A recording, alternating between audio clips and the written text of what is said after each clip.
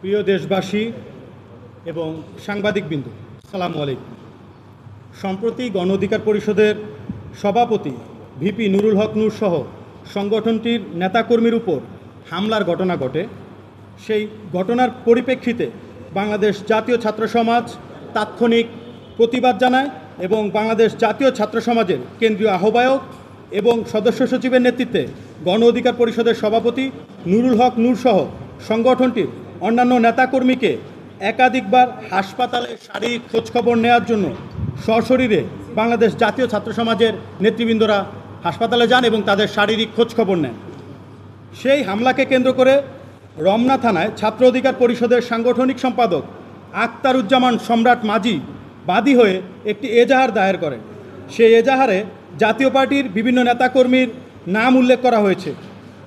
একই সাথে সেখানে আমরা অত্যন্ত উদ্বেগের সাথে লক্ষ্য করছি যে কোনো ধরনের তথ্য প্রমাণ যাচাই বাছাই ব্যতীত উল্লেখিত মামলার ৬ নম্বর আসামি হিসেবে বাংলাদেশ জাতীয় ছাত্র সমাজ ঢাকা মহানগর উত্তর শাখার সভাপতি মশিউর রহমান জিসান এবং ১১ নম্বর আসামি হিসেবে ঢাকা মহানগর উত্তর বাংলাদেশ জাতীয় ছাত্র সমাজ ঢাকা মহানগর উত্তর শাখার সাংগঠনিক সম্পাদক তাসনিম বিন আজিজকে আসামি করা হয়েছে।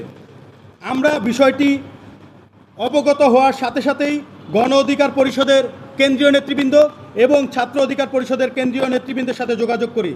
তারা তাৎক্ষণিকভাবে আমাদেরকে জানিয়েছিলেন, বিশেষ করে ভিপি নূর তিনি বলেছিলেন যে তিনি এই মামলার বিষয়ে অবগত না, তিনি জানেন না।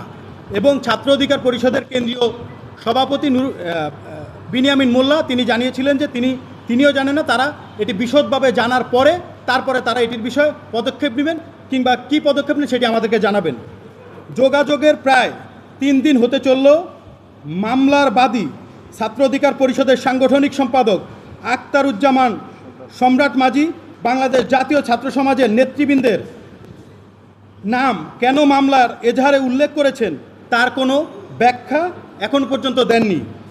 আমরা প্রত্যাশা করছি তারা উল্লেখিত ঘটনার সুস্পষ্ট ব্যাখ্যা তুলে ধরবেন এবং অবিলম্বে ভুল স্বীকার করে মামলার এজাহার থেকে বাংলাদেশ জাতীয় নেতৃবৃন্দের নাম তারা প্রত্যাহার করবেন।